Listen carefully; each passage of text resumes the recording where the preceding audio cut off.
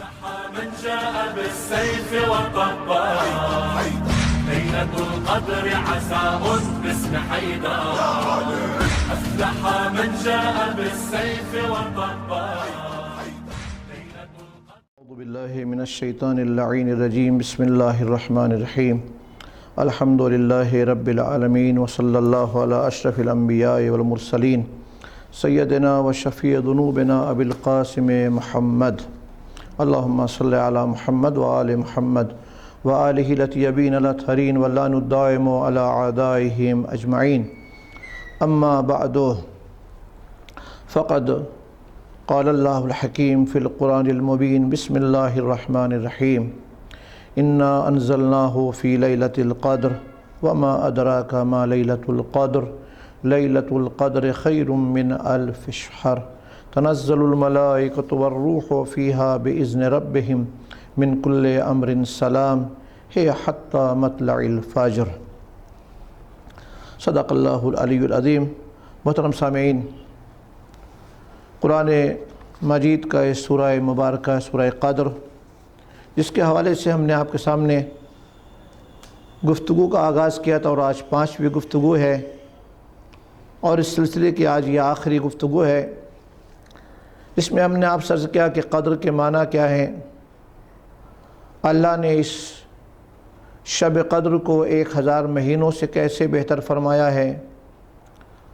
اس شب میں کیا نازل ہوتا ہے اور کس پر نازل ہوتا ہے. یہ عرض کیا ایک سوال ہے. میں نے اس سے پہلے کی گفتگو میں جو آپ سے عرض کیا کہ یہ شب ولایت ہے، یہ شب امامت ہے. اس میں قرآن صامت کا نزول ہے، اور اس میں قرآن ناطق کے اوپر قرآن کا نزول ہے. یعنی خداوند عالم نے اپنے کلام کو جو قرآن صامت، اس قرآن پر جو قرآن ناطق ہے نازل فرمایا ہے. اس لیے اہل بیت اطہار علیہ السلام نے اپنے شیعوں کو وصیت کی ہے، فرمایا ہے کہ ہمارے دشمنوں سے تم اگر مناظرہ اور ڈیبیٹ کرنا چاہو اس سورے کے ذریعے کرو. جب سائل نے سوال کیا مولا اس میں تو امامت کی بات نہیں ہے، اس میں تو ولایت کی بات نہیں ہے، تو مولا نے کہا آٹومیٹک جب تم یہ بیان کرو گے کہ کس پر فرشتے حکم پروردگار کو لے کے آتے ہیں، تو صاف بات ہو جائے گی کہ جو اس زمانے میں حقدار ہے فرشتوں کے نزول کا، وہی پیغمبر کے بعد بلا فصل بھی اس بات کا حقدار تھا کہ پیغمبر کا جانشین مانا جائے. اللہ نے اعلان تو کرا دیا تھا. اللہ اہل بیت کے یہاں بنانے کی بات نہیں ہے، یہاں اعلان کرنے کی بات ہے. لہٰذا یہ شب عظیم المرتبت سورہ اور وہ شب ہے، یہ عظیم المرتبت شب ہے. اب ایک سوال ہے کہ خداوند عالم نے فرمایا انا انزلناہ فی لیلۃ القدر.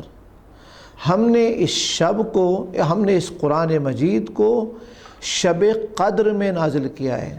اس کو شب برکت، شب عظمت، شب شرافت، جو بھی آپ تصور فرمائیں، سب میں علماء نے بیان کیا ہے. لیکن کیوں رات میں، کیوں اللہ نے دن میں نازل نہیں کیا ہے، جبکہ دن بھی اللہ کا ہے، رات بھی اللہ کی ہے. اگر خدا چاہتا تو رات میں کر سکتا تھا، رات کے بجائے دن میں نازل کر سکتا تھا، لیکن اللہ نے کہا ہم نے اس کو رات میں نازل کیا ہے.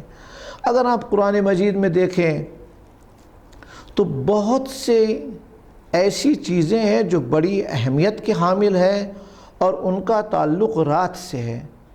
میں ان میں سے آپ کے سامنے 4-5 چیزیں عرض کرتا ہوں، اور پھر میں عرض کروں گا کہ ہم کو اس شب میں کیا مانگنا چاہیے اور کیسے مانگنا چاہیے. آپ دیکھیں اللہ نے کہا تنزل الملائکۃ والروح انا انزلناہ فی لیلۃ القدر. ہم نے نازل کیا ہے اس کو شب قدر میں، جو شب برکت ہے.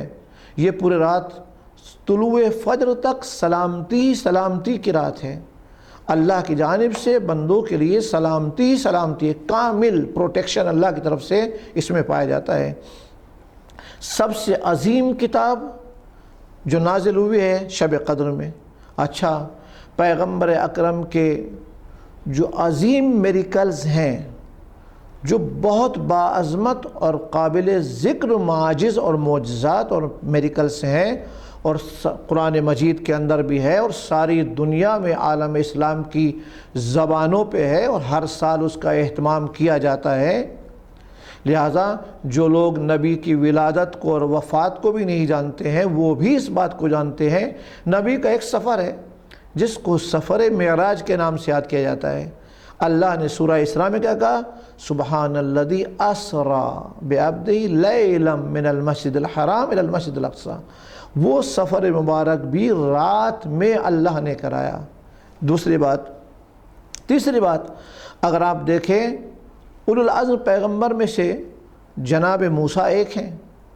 جناب موسیٰ علیہ السلام کو جو اللہ نے اپنی مہمانی میں بلایا تھا، اپنا مہمان بنایا تھا کوہ طور پر، کتنے دن کے لیے؟ وَوَاعَدْنَا مُوسَىٰ 30 لَيْلَةً، نہارا نہیں ہے اللہ، فَأَتْمَمْنَاهَا بِعَشْرٍ فَتَمَّ مِيقَاتُ رَبِّهِ 40 لَيْلَةً۔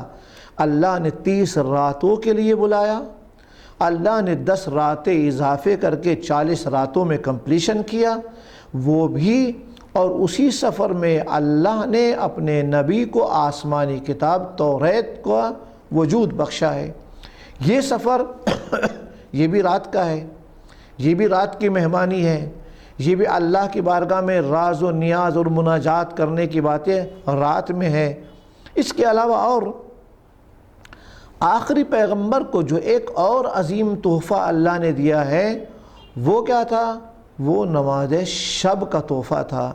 خداوند عالم نے اپنے پیغمبر سے کہا نافلۃً ومن اللیل فتہجد بہ، اے میرے پیغمبر رات کو شب بیداری کرو۔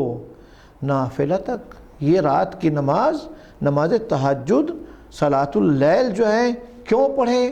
کیوں اس کا حکم ہے اللہ کی طرف سے؟ واجب تو ہمارے لیے نہیں ہے، اللہ کے نبی کو یہ اللہ نے تحفہ دیا ہے۔ عَسَىٰ أَن يَبْعَثَكَ رَبُّكَ مَقَامًا مَحْمُودًا، کہ اللہ آپ کو اس کے ذریعے مقام محمود عطا۔ آپ اندازہ کریں جو خود محمد ہے اس کو مقام محمود اللہ کا نبی اللہ دے رہا ہے۔ یہ بھی رات میں ہے، رات کی تاریکی میں راز و نیاز کی باتیں ہیں۔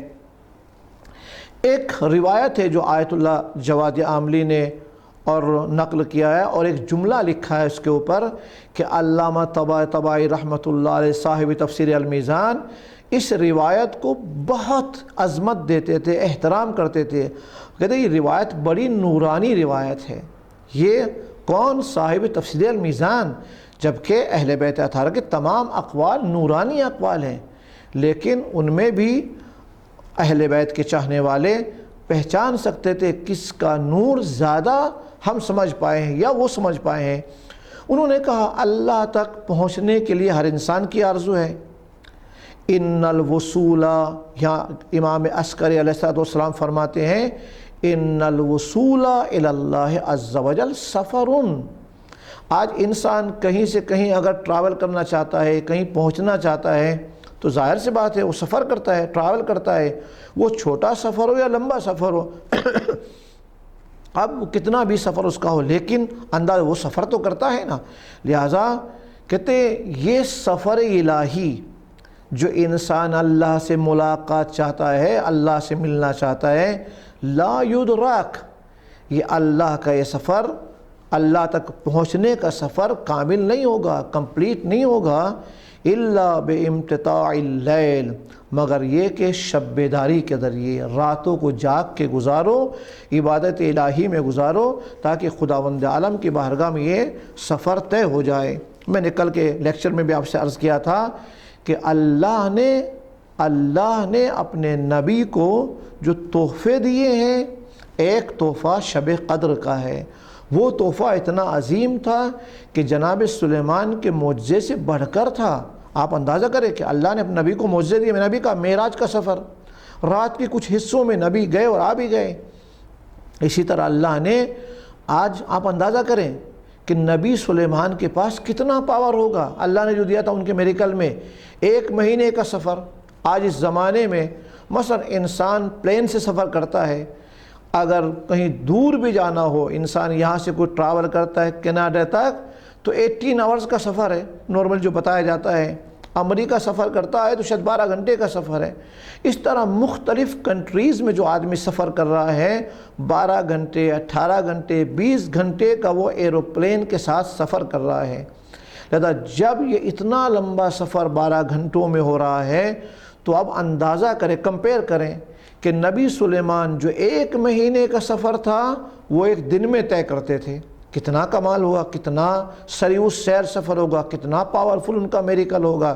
اور جب آپ کے سمجھ میں نبی سلیمان کا میریکل آ جائے تو آپ شب قدر کی عظمت کو پہچانیں، جو اللہ نے اللہ سے ملاقات کا سفر جو شاید 1000 مہینوں میں طے ہوتا، اللہ نے ہم کو ایک رات عطا کی ہے، ایک شب قدر عطا کی ہے تاکہ ہم اس مہینے میں سفر طے کریں، اللہ تک پہنچ جائیں۔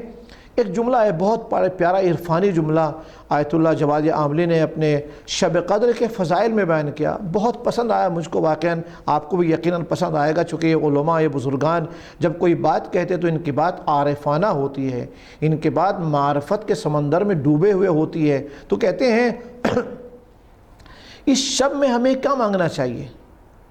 اس سفر کی بات ہے نا، سفر اللہ سے ملاقات کا سفر، تو ہم اس شب میں کیا مانگے بارگاہ الہی میں؟ پیسہ مانگے، اولاد مانگے، گھر مانگے، گاڑی مانگے، یہ سب تو مانگتے ہی رہتے ہیں ہم ڈیلی نماز کے بعد، یہ تو روزانہ مانگتے ہیں، لیکن شب قدر میں کیا مانگے؟ انہوں نے کہا، ایک جملہ کہا، ہم سب کے سب قرآن کے ماننے والے ہیں، ہم سب کے سب اہل بیت اطہار کے ماننے والے ہیں، قرآن اور اہل بیت دونوں کے دونوں نبی کی میراث ہے، نبی چھوڑ کے گئے ہیں ان دونوں کو ہمارے لیے۔ اب کہتے ہیں اس رات شب میں ہم کیا کریں؟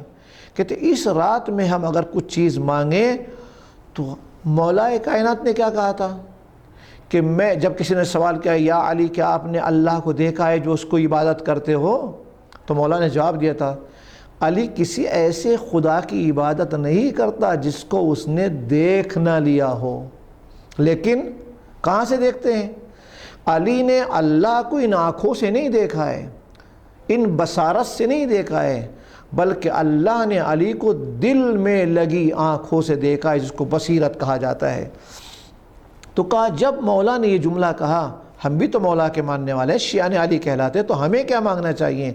تو کہتے ہیں اس شب میں ہم بارگاہ الہی میں اپنے کردار کو، اپنے کریکٹر کو اس معراج کی منزل تک لے کے جائیں، اور ہم اللہ سے یہ سوال کریں، اے پروردگار عالم، جب تک ہم قرآن کو نہیں دیکھ لیں گے تو ہم الہ نہیں مانیں گے، جب تک ہم سرکار ولی عصر کو نہیں دیکھ لیں گے، ان کے دیدار نہیں کر لیں گے تو ہم ان کی اطاعت نہیں کریں گے۔ نعوذ باللہ، کیسے؟ کیا چہرے کی آنکھوں سے دیکھیں گے قرآن کو؟ کیا چہرے کی آنکھوں سے دیکھیں گے امام کو پردہ غیب میں؟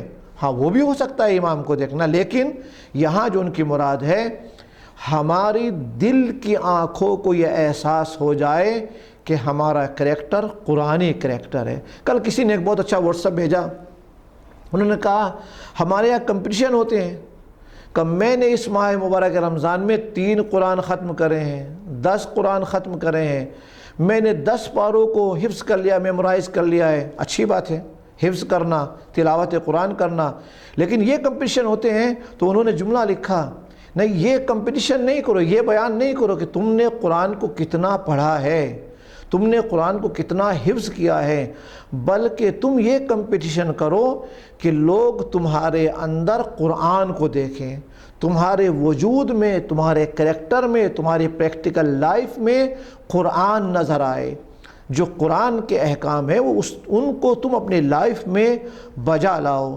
لہٰذا اس کا نام ہے۔ تو ہم کیا مانگے اس میں؟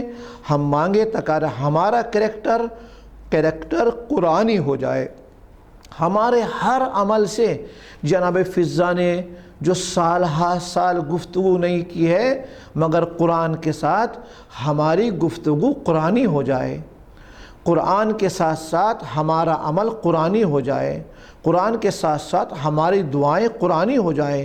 شب قدر بہت عجیب فقرہ ہے، آپ جانتے ہیں شب قدر امام جعفر صادق علیہ السلام فرماتے ہیں لیلۃ معطرہ، یہ شب، اس میں کہتے ہیں کہ امام کیسے شب قدر کو پہچانتے تھے؟ کہا امام شب قدر کو پہچانتے کہ شب کی اسمیل کا احساس کرتے تھے، رائحتاً طیبہ، اہل بیت اطہار۔ تو ہمارا کردار کے اندر سے اہل بیت کی مودت اور قرآن کی آیتوں کو کریکٹر کی خوشبو آنی چاہیے۔ لہٰذا آیت اللہ مزاری نے کہا ان راتوں میں کیا مانگے؟ کہا ہم انسان اپنے گناہوں سے بچنے کی دعائیں کریں۔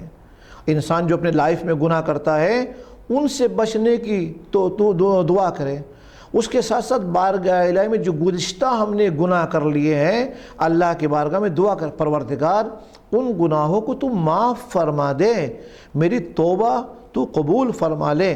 لہذا میرے عزیزو، اس لیے جب ہم ماہ مبارک کے رمضان میں شب قدر آتی ہے، ہم اعمال تو بہت انجام دیتے ہیں، پوری رات تلاوت سورہ دخان بھی کرتے ہیں، سورہ عنکبوت بھی پڑھتے ہیں، سورہ یاسین بھی پڑھتے ہیں، یہ سارے ہم سورے پڑھیں، لیکن خالی زبانوں پہ نہ پڑھیں۔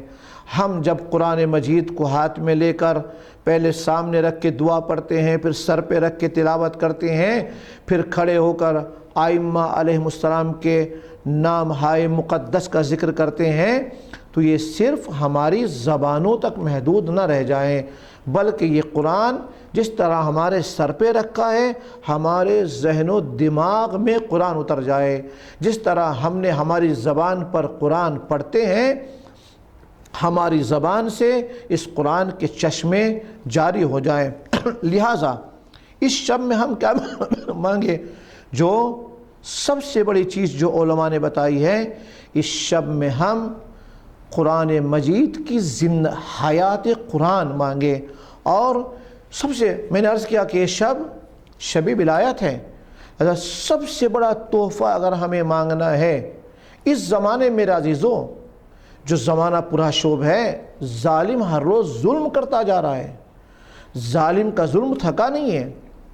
ایسا نہیں ہے کہ ظالم جو ہے اس نے آج یہ جو وبا آئی ہے وہ اس میں مبتلا ہو گیا اور ہم سے غافل ہو گیا ہے، اس کا ظلم آج بھی کنٹینیوسلی جاری ہے۔ ان لوگوں کو ادھر متوجہ کر دیا، ایک جیسے آیت اللہ خامنائی نے فرمایا تھا، خدا ان کو محفوظ رکھیں، کہ یہ ایک جنگ ہے، یہ جنگ اس نے شروع کی ہے، لہٰذا کبھی وہ ایٹم بم سے کرتا ہے، کبھی اس طرح کی جنگ چھیڑتا ہے۔ لہٰذا ہمیں اپنے آپ کو آمادہ کرنا ہے، اس شب میں ہمیں اپنے آپ کو اس طرح سے تیار کرنا ہے کہ جب ہمارا امام خانہ کعبہ میں رکن یمانی کے قریب کھڑے ہو کے آواز دیں تو ہمارا کردار اس لائق ہو جائے کہ ہم ان کی آواز پہ لبیک کہہ سکیں۔ ورنہ میرے عزیزوں خالی روزے رکھنے کا کوئی فائدہ نہیں ہے، اس لیے روایتوں نے بہت زور دیا ہے کہ تمہارے روزے خالی بھوک اور پیاس کے نہ ہوں، تمہارے روزوں کے اندر تمہاری باڈی کا ایک ایک پارٹ روزے دار ہونا چاہیے، یعنی ہمارا کریکٹر اتنا صاف ہو جائے، اتنا کلین ہو جائے کہ ہم جس امام پر فرشتے نازل ہو رہے ہیں، جس امام کو فرشتے تلاش کر رہے ہیں، آپ اندازہ تو کریں اگر فرشتے آسمان کے سے نازل ہونے والے امام کو تلاش کر لیتے ہیں، ہم زمین پہ رہ کر اپنے امام کو کیوں تلاش نہیں کر سکتے؟ تو اس کا مطلب ہے کہ ہمارے کریکٹر میں ابھی وہ خوبیاں پیدا نہیں ہوئی ہیں، ہم شب قدر کی خوشبو کا احساس نہیں کر رہے ہیں۔ اے کاش ہم اس شب قدر کی خوشبو کا احساس کریں اور ہمارا کردار اتنا صادق بن جائے، اتنا سچا بن جائے کہ ہم فقط الاجل نہ کہیں بلکہ الاجل کے ساتھ وہ تڑپ ہو، وہ بےقراری ہو۔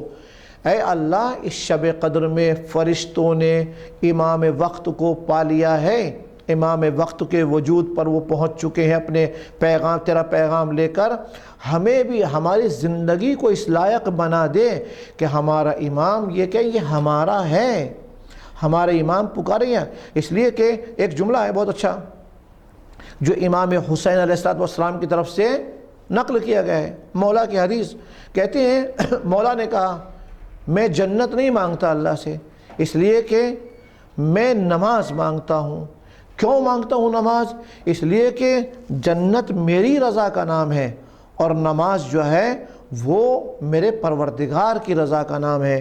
لہذا ہمیں اپنی زندگی میں جو کام کرنا ہے وہ سب سے بڑی زندگی کا ہمارا کارنامہ یہ ہے کہ ہم بارگاہ الہی میں اپنی ایسی لائف اس شب میں گزاریں کہ جو زندگی معرفت کے ساتھ ہو، جو زندگی عبادت مخلصانہ کے ساتھ ہو، جو زندگی امام کے کام آ سکے، جو کارنامے امام آ کے انجام دینے والے ہیں۔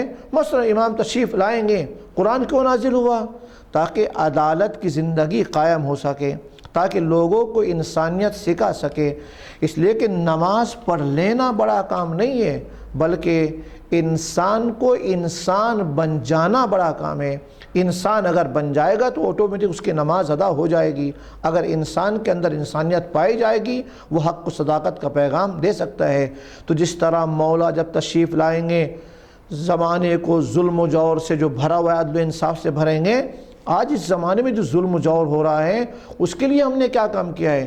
تو شب قدر میں ہم دعا کریں کہ پروردگار ہمارے وجود کو اس لائق بنا دے کہ جب مولا تشریف لائے تو ان کے ہم خادم بن سکیں، اس دین کی جو خدمت گزاری کا شرف ہم کو مل سکے جس دین کا پیغام مولا لے کے آنے والے ہیں۔ میں آخر میں دعا کرتا ہوں پروردگار عالم کی بارگاہ میں، پہلے تو شکر گزار ہوں ماز کے ایڈمن اور ماز ٹیم کا، جنہوں نے یہ ایک بہترین پروگرام آرگنائز کیا، اور واقعاً وہ بہت پنکچول اور بہت سسٹمیکل کام کرتے ہیں۔ میں ان کو تہ دل سے شکریہ ادا کرتا ہوں، اپریشیٹ کرتا ہوں۔ خداوند عالم ان کی توفیقات میں اور ہم سب کی توفیقات میں اضافہ فرمائے، اور اللہ ان کو توفیق دے کہ وہ ہمیشہ دین کی سچی اور صحیح خدمت کرتے رہیں۔ اللہ ہمیں بھی توفیق دے کہ ہم دین کی سچی نیت کے ساتھ خدمت کرتے رہیں۔ اے پروردگار عالم، تیری بارگاہ میں یہ شب، یہ دن، یہ اوقات، یہ گھنٹے جو تو نے ہم کو عطا کیے ہیں، جو تو نے اتنا بڑا پاور ہماری اس امت پیغمبر کے حوالے کیا ہے، ہم کو اس لائق بنا کہ ہم اس شب میں تیری بارگاہ میں وہ چیز مانگ سکیں شب قدر میں کہ جو تو چاہتا ہے، تاکہ تیرے امام کا ہم استقبال کر سکیں۔ پروردگار، چونکہ مولا آ جائیں گے تو ظلم ختم ہو جائے گا۔ آج چاہے یمن میں ظلم ہو، چاہے بحرین میں ظلم ہو، چاہے قطیف میں ظلم ہو، چاہے عراق میں ظلم ہو، چاہے ہندوستان و پاکستان، جہاں پر بھی ظلم ہے، ان کا خاتمہ تبھی ممکن ہے تب فاطمہ زہرا کا لال آ جائے۔ اے اللہ، تو مولا کے ظہور میں تعجیل فرما، غیبت امام میں مولا کے چاہنے والے مجتہدین کرام کی حفاظت فرما، اور ہم کو مولا کا سچا منتظر بنا۔ پروردگار، ہمارے اس خدمت کو تو قبولیت کا درجہ عطا فرما۔ ربنا تقبل منا انک انت السمیع العلیم برحمتک یا ارحم الراحمین۔ اللہم صلی علی محمد وآل محمد۔ من جاء بالسيف والطبال ليلة القدر عساء باسم حيدر